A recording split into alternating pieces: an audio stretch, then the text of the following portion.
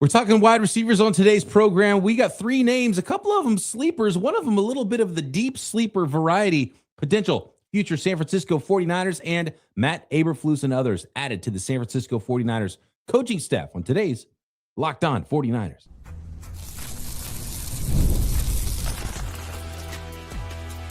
You are Locked On 49ers, your daily San Francisco 49ers podcast, part of the Locked On Podcast Network. Your team every day. Welcome to Locked On 49ers. Brian Peacock and Eric Crocker at BD Peacock at Coach Crocky. Thanks, everybody, for making us your first listen of the day right here on the Locked On Podcast Network. And thanks for making Locked On the #1 sports podcast network. We love you. We appreciate you. Make sure you're all subbed up and everywhere you get your podcast. Today's episode of Locked On 49ers is going to be a good one. It's brought to you by Game Time. Download the Game Time app, create an account, and use code LOCKEDON for $20 off your first purchase. All right, Croc, let's talk coaching staff first, and then we're going to get into some wide receivers here, and hopefully we have time to hit 3 wide receivers on today's program. Then we're breaking down tons of prospects here, getting ready for the 2026 NFL Draft. The San Francisco 49ers adding Matt Eberflus, a familiar name. He's been a defensive coordinator in the NFL. He's been a head coach in the NFL. His units haven't had a ton of success in recent history, Croc, so maybe some fans kind of panned this idea of bringing in Matt Eberflus, but I don't have a problem at all bringing in Matt Eberflus in this role, which is the same role that Gus Bradley had last year for the San Francisco 49ers. He's a veteran NFL coach, and he is the assistant head coach of defense. And I didn't even realize last year that Gus Bradley, I just thought he was assistant head coach, but he was also assistant head coach of defense. So I guess there's an opportunity to bring in an assistant head coach of offense if the 49ers wanted to. So very specific title there for Eberflus, who's going to help out and help game plan and assist Raheem Morris on the defensive side of the football. For those who don't remember, he was defensive coordinator of the Dallas Cowboys last year, one of the worst units in the NFL. They traded away their best player right before the season started, which always does not help. He was the Bears head coach to not a lot of success from 2022 to 2024.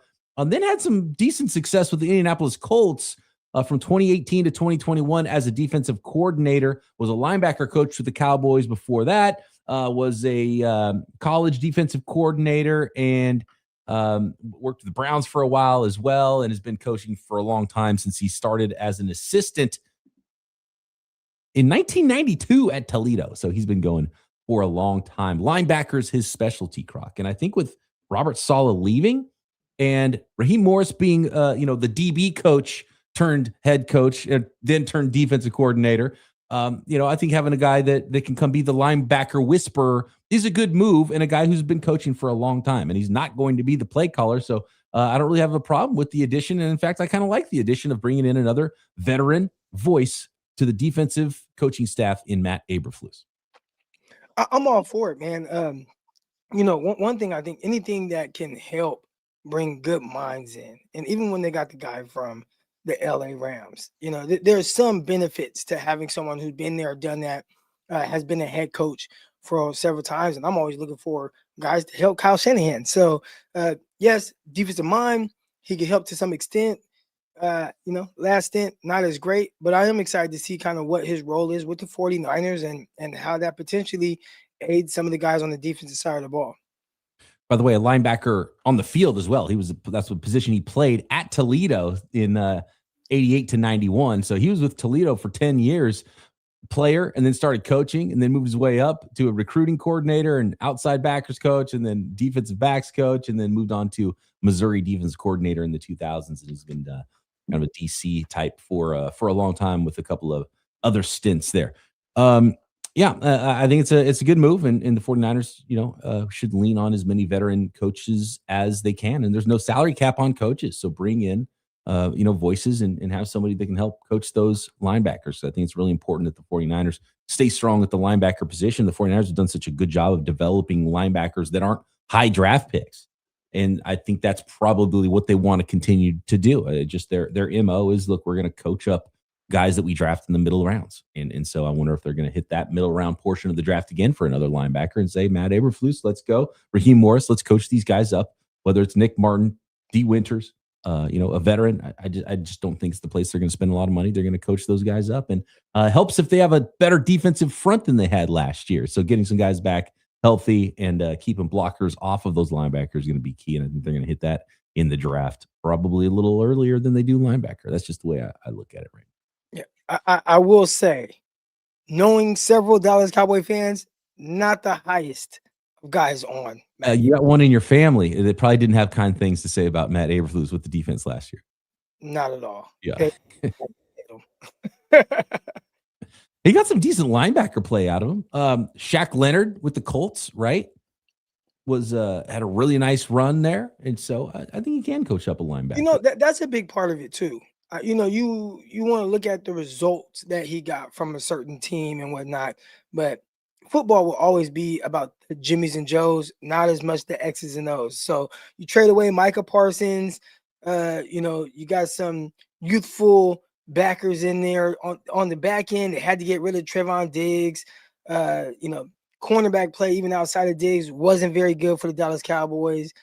A lot of issues going on there for that team. So you see the results, and I think that's what people are going to point to. But if you surround all these defensive coaches for the 49ers with good football players, right? Like that is the goal. And there are a lot of young pieces that are looking to be developed and looking to see how guys take that next step. There is a big time opportunity, not just for Eberflus, but everybody else that's going to be on that defensive staff. Not the only new coach for the San Francisco 49ers. We talked about Jerry Gray coming in as the new defensive backs coach, with Bullocks heading out to, where did he go to? Chicago? Daniel Bullocks, where did he go to? He went somewhere. He's not the 49ers DBs coach anymore. They're bringing in the veteran coach in Jerry Gray. And then they promoted Cam Clemens, an internal promotion, who was already assistant offensive line coach. He is now the tight end coach because Brian Fleury left as tight end coach to be offensive coordinator for the Seattle Seahawks, which is going to be an interesting one. We're definitely going to keep tabs on there with the Seattle Seahawks and how that offense looks. Losing Kubiak. Oh, this is with Green Bay. Green Bay. Okay, yeah. Yeah, and someone in the chat said it as well. But yeah, he's with Green Bay now. Green Bay Packers. There you go. And then one last note here is that Angel Matute, maybe Angel Matute, I don't know. Matute, I don't know anything about him. So anybody from Kent State, let us know. Kent State offensive line coach Angel Matute has joined the San Francisco 49ers coaching staff. And so presumably he was the offensive line coach there. He would probably replace Cam Clemens' old job as assistant offensive line coach, because we know Chris Foerster is the offensive line coach for the San Francisco 49ers. And he did a good job at Kent State, cutting its sacks allowed total from 43 in 2024 to 27 last season as the offensive line coach. So there you go. And they improved their run game by 20 yards per game. So there you go. Angel Matute, a new assistant offensive line coach, I presume, for the San Francisco 49ers. So there you go, adding to the coaching staff. And then I think at the whatever it is, the league meetings, the owners meetings, the winter meetings, the spring meetings, whatever they call them, we'll have some more announcements officially, and we'll know exactly what the titles and everybody's that's added to the coaching staff is for the San Francisco 49ers. All right, Croc, let's talk wide receivers. What even is an X wide receiver? Why do the 49ers need one? And are Skyler Bell, Chris Bell, and Caleb Douglas potentially fits the San Francisco 49ers? Next.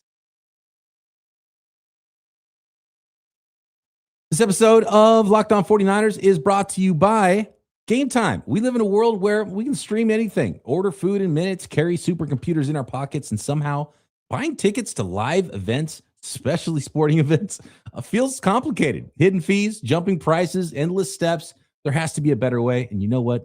There is. That's why I use the Game Time app. It gives fans the advantage and makes getting tickets simple, whether it's NFL games, concerts, comedy shows, whatever you're into. I've used it tons of times for sporting events and even more times for concerts. And I don't buy tickets to an event unless I check the Game Time app first. If you're a sports fan, if you ever go to comedy shows or concerts, whatever it is you're into, maybe theater events, you got to have game Time in your pocket and ready to go.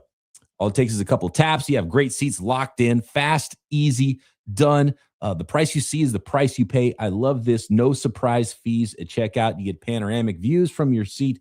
before you buy, so you know what it's going to look like when you get there, and you can get some phenomenal deals on last minute tickets as well. So take the guesswork out of buying tickets. Download the Game Time app, create an account, and use code Locked On for $20 off your first purchase. Terms apply. Again, create an account and redeem code Locked On for $20 off. Download Game Time today.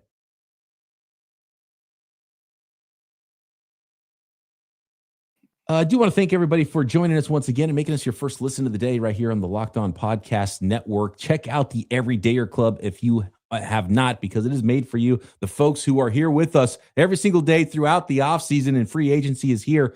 And you can get 1 free month of the Everydayer Club right now with code free agency. That's one word, free agency, no spaces, now through March 15th. Go ad free and keep this conversation going on Discord. Join the club at lockedon49ers.supercast.com or check the link in the show notes. Learn more. Okay, Croc. You had an interesting tweet earlier today that's made its rounds around the NFL world.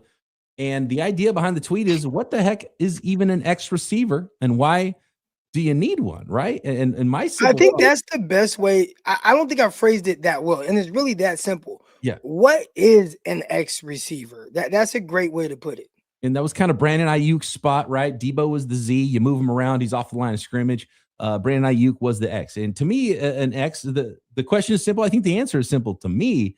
And apparently you just informed me right before we went live that Kurt Warner actually quote tweeted it and mentioned something about it. So let's see if I'm close to what Kurt Warner said about it. I tend to think he's probably going to give a little longer answer than mine, but for me, it's simple. You need a wide receiver that can win on the boundary. You have to have speed to threaten the defense deep, and you have to be able to win one-on-one in man coverage. And really one of the keys is you have to be able to get off the line of scrimmage, because the X receiver is going to be lined up on the line of scrimmage, and you're not going to have as many free releases, even though in Kyle Shanahan's offense, they move things around and Kyle gets guys free when he needs to a little bit more. So it's pretty much that simple. You know, a rangier wide receiver can make plays down the field, can threaten man coverage deep, and can get off the line of scrimmage.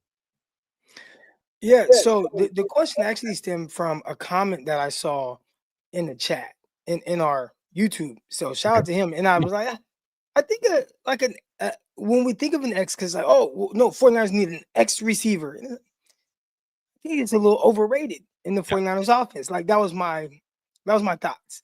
So I tweeted that out, and essentially my question was, hey, because of how spread offenses are now and at the NFL level, do y'all think it's a bit overrated to have a true X receiver? Now, when we say true X receiver, what do you think of? I'm thinking, J.J. Stokes, right? Like, I think he even played some slot for the Niners. But 6'2", 6'3", big body guy, okay, we're going to have that X outside. And back in the day, there were a lot of 21 personnel where you're really running them all. Then you have a Z receiver, you have an X receiver. And that was it. And those were two, they kind of had different styles of play, essentially. Well, it's so much different now. You're going 10 personnel where you have 3 receivers on the field and a tight end, and guys are so universal now. But I think a lot of people think, you got to have an X receiver. Well, I don't think Brandon Ayuk was a true. When I think of what an X receiver is, I don't think Brandon Ayuk was that. I actually complained a lot about his usage and their lack of movement involving him.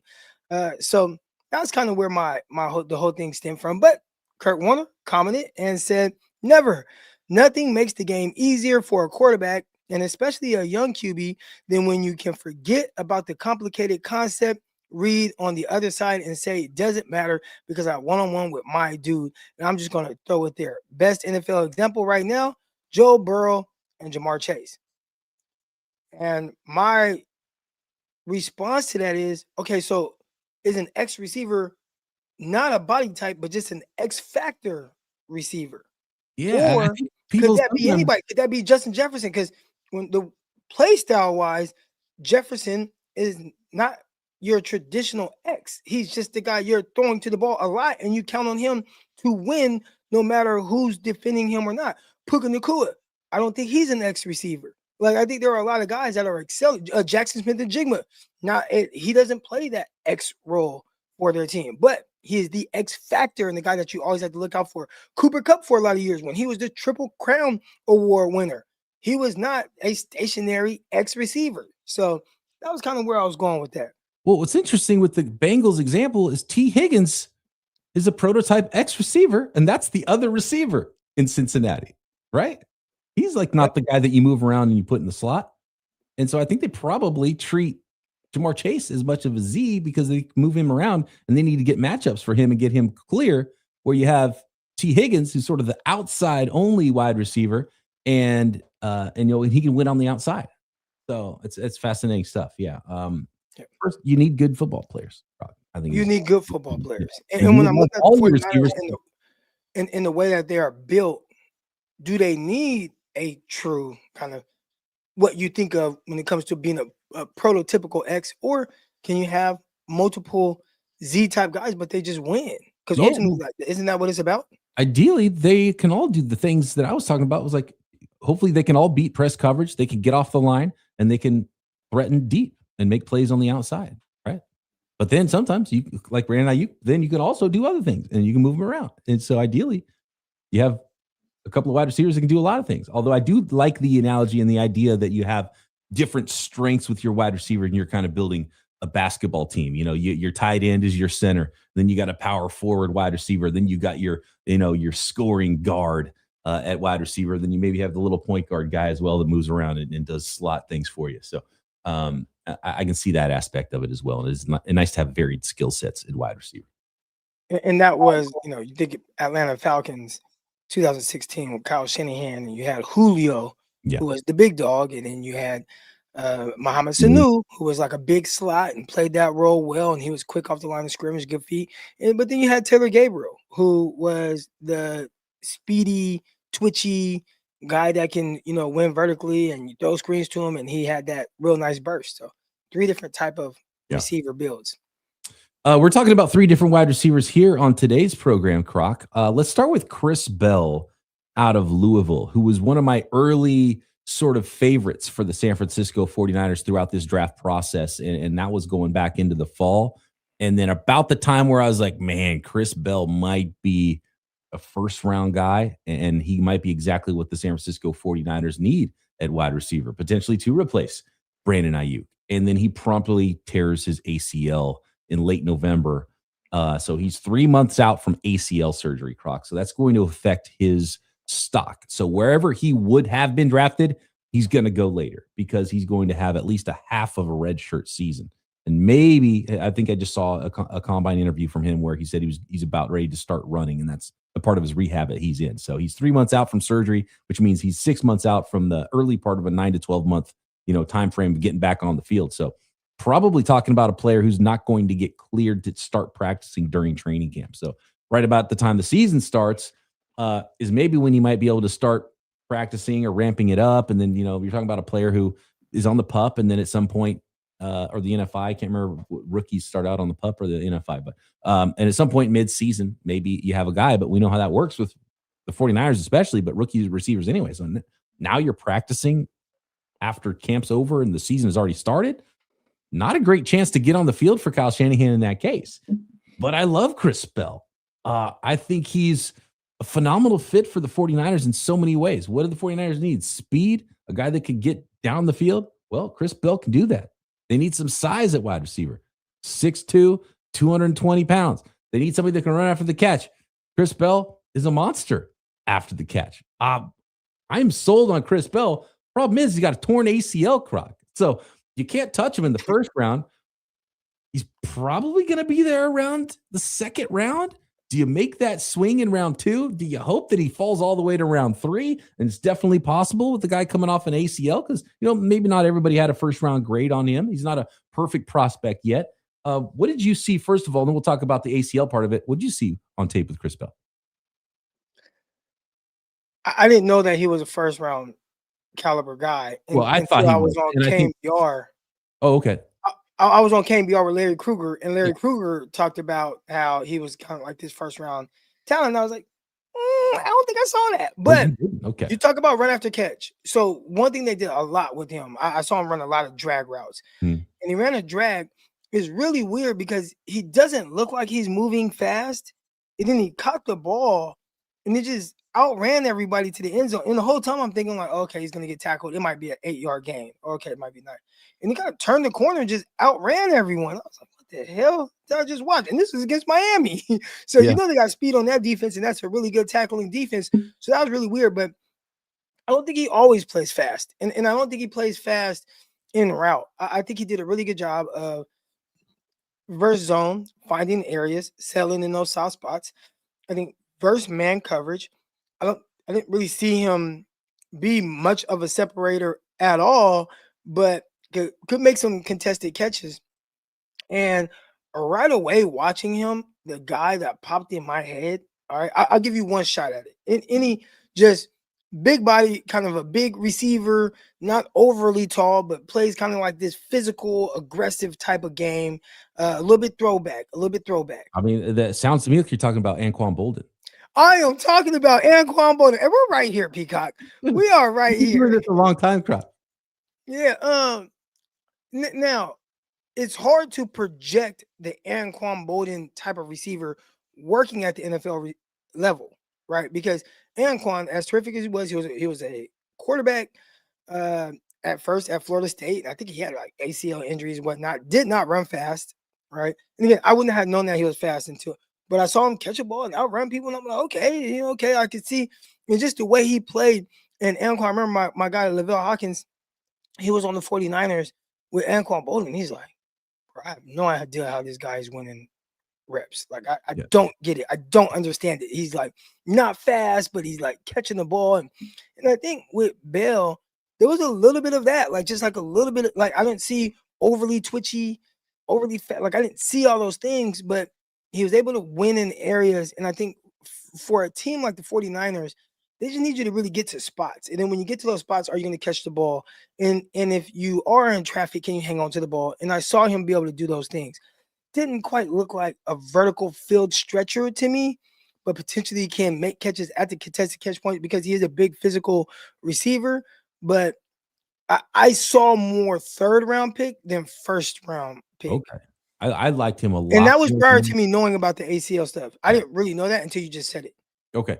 I liked him a lot more than that. I think refinement as a route runner, I think probably would be needed there. He's not a route you up. You probably aren't going to ask him to do a lot of whip routes and things like that. He's best on those drag routes and crossers and, taking a slant a long way.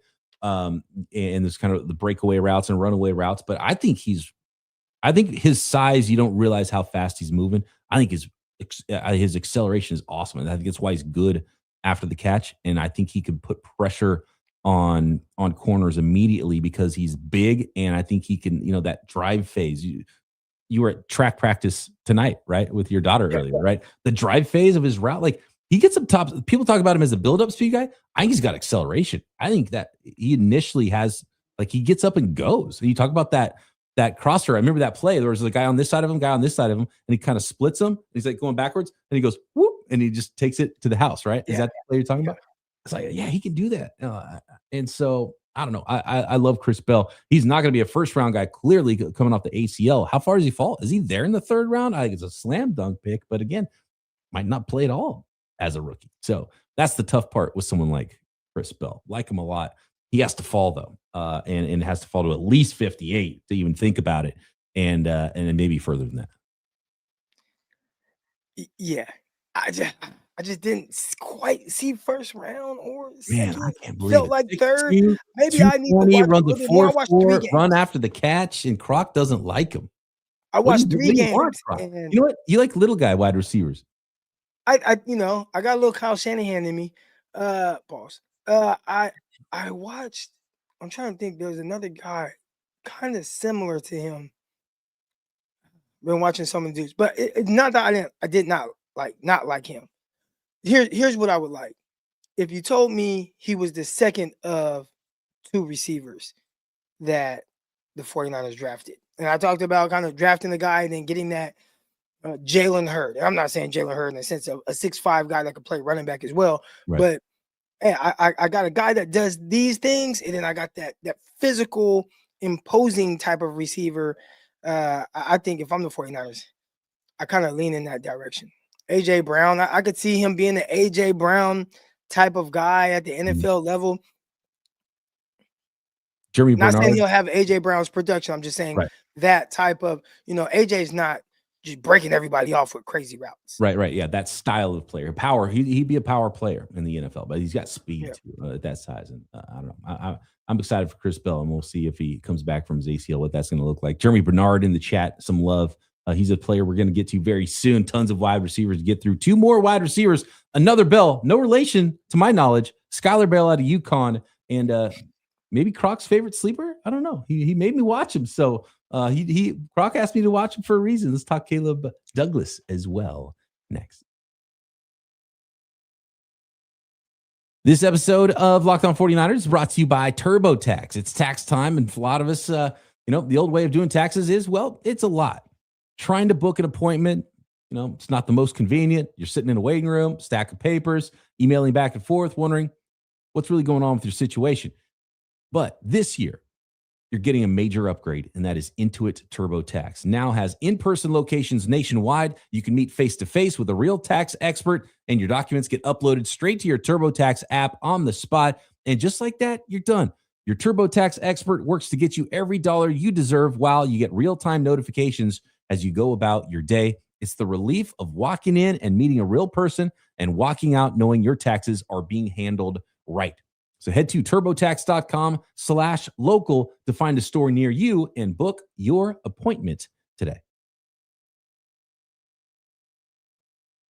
All right, Croc, Skyler Bell, UConn wide receiver.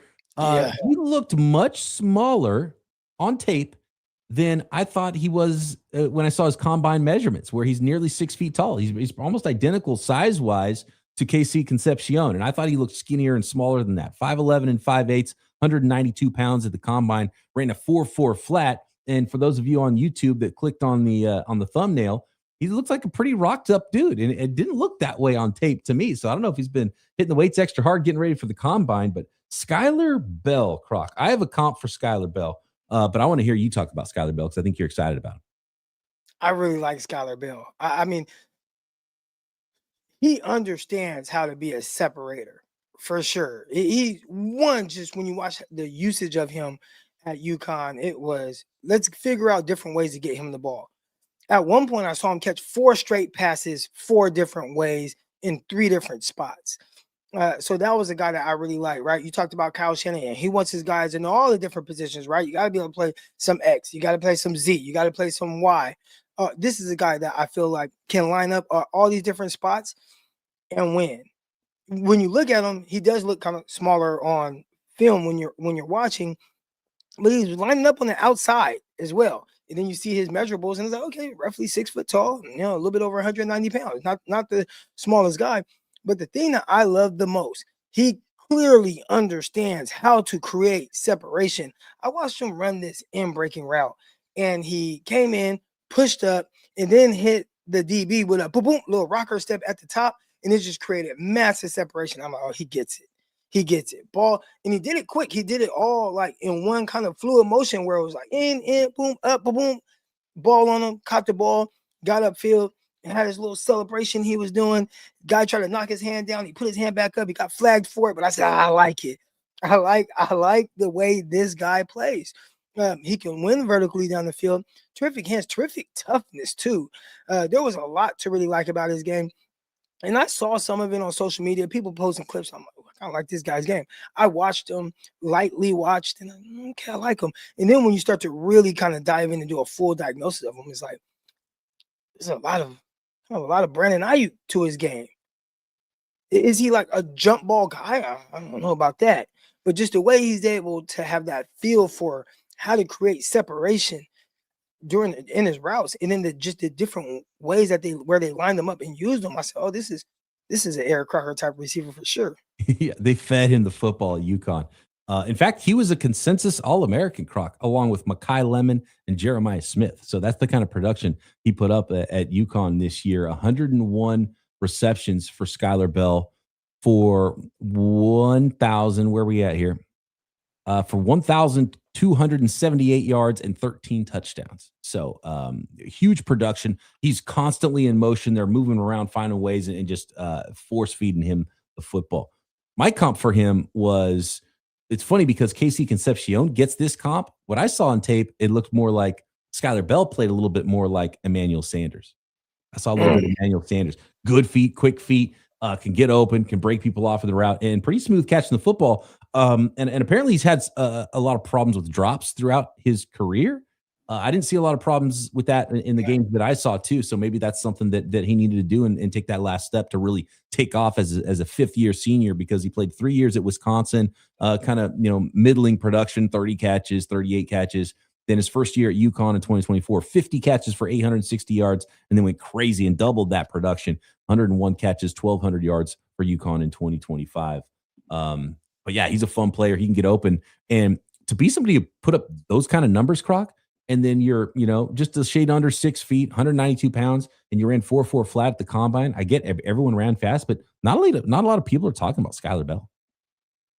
No, they're not. I think social media is talking about him a lot, and there's buzz there. But when you look at mock drafts, it's not like he's a guy that you see being taken very high. But when you look at the production, you look at the ability and what he's done over at UConn, not having like the most amazing supporting cast. Even though the last couple of years, Jim Moore Jr. did a terrific job with that program turning around. Then he dipped and bounced to Colorado State. But really productive receiver, and I just like this game. I like this game a lot. Now, again, I'm not saying he's a first or second round guy, but just his game, it definitely translates to what the 49ers like to do. Last one here. You wanted me to watch Caleb Douglas out of Texas Tech, Croc. Another guy who kind of blew up the combine when you're at 6'3.5", 206 pounds, long arms, big hands, ran a 4.39 at 6'3.5", 155, 10-yard split. And so had my attention there because I saw that first before I went to the tape at Texas Tech and watched Caleb Douglas. Some deer-like strides. Some might say baby giraffe-like strides. Very, very skinny, long-legged guy. What did you like about Caleb Douglas? Why were you excited for me to watch the tape of Caleb Douglas? I want to hear you talk about him. So with all the conversation about a true X receiver and all that, and I'm like, there's some big receivers in this class that ran very well. Why is nobody talking about these guys? So it was not just Douglas. There was a 6'5" guy who ran super well. Yeah, Caldwell. And nobody's talking about these guys. So I said, okay, Douglas. Let me see. Okay, almost 6'4". Okay, 206 pounds, 4.39. Surely it can't be that good. What does the film look like? And I think that this generation, as much as we like the thought of having a big receiver, there's kind of this bias towards those guys. Because when I put the film on, I thought he was hella good. I mean, didn't have the production. I think he spent 2 years at Florida, then 2 years at Texas Tech. No production really at Florida. I think he caught like 10 and 11 passes. And then he goes to Texas Tech, and he's, fairly productive, over 800 yards, or was it 800 yards both years? Let's see. Yeah, back-to-back years, 877 and 846. 60 catches and 54 catches. So really similar. Six catches, 7 catches. Almost identical seasons in 24 and 25 at Texas Tech.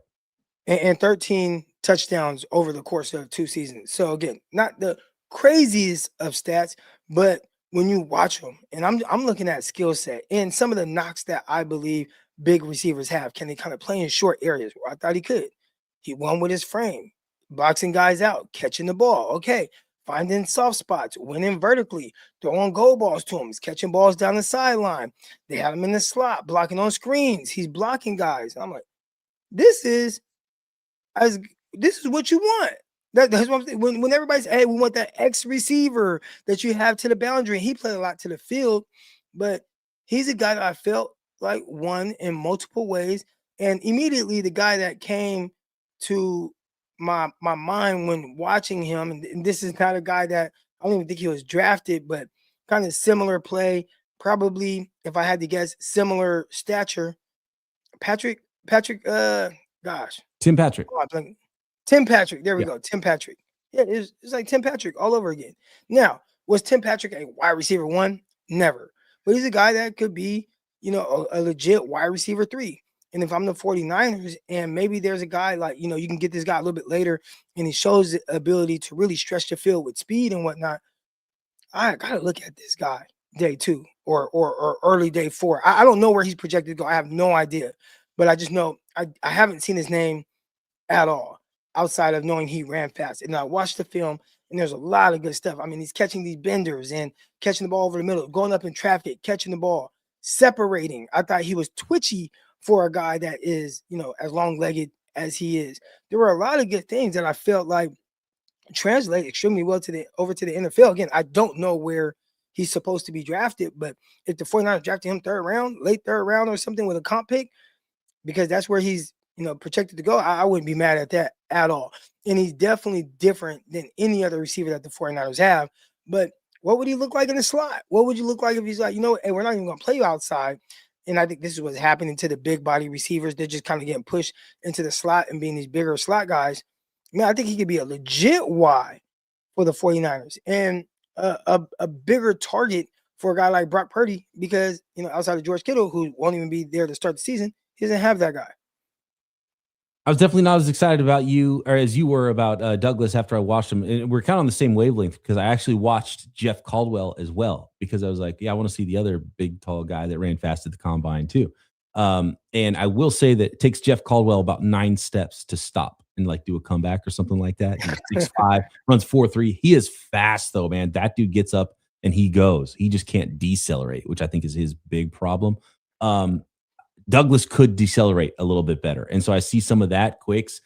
I didn't really see much. I just feel like Kyle Shanahan's not going to draft this guy. That was my first thought. Well, he's not going to do that. He doesn't give you much after the catch. He's a little bit finessey and obviously very skinny. And maybe I'm holding his strides against him because it looks like his knees are going to break in half while he's running these routes. But it's effective, right? It's effective. And he does get open. You're right, Croc. And he shows some speed. I wanted to see more like deep, like I'm just beating these guys down the field type catches. And I didn't see as much of that as I thought. And I saw more of other stuff that I didn't expect to see with Caleb Douglas. So I can see what you mean by that. And him winning and being able to break down and break off routes. But I didn't get super excited about him. Probably, definitely day 3 guy. Can he play some special teams on his way to, being a 4th or 5th wide receiver as he breaks into the league? Does the team draft him higher than that? Because he didn't work out really well. And I kind of felt similarly with Jeff Caldwell, kind of bigger.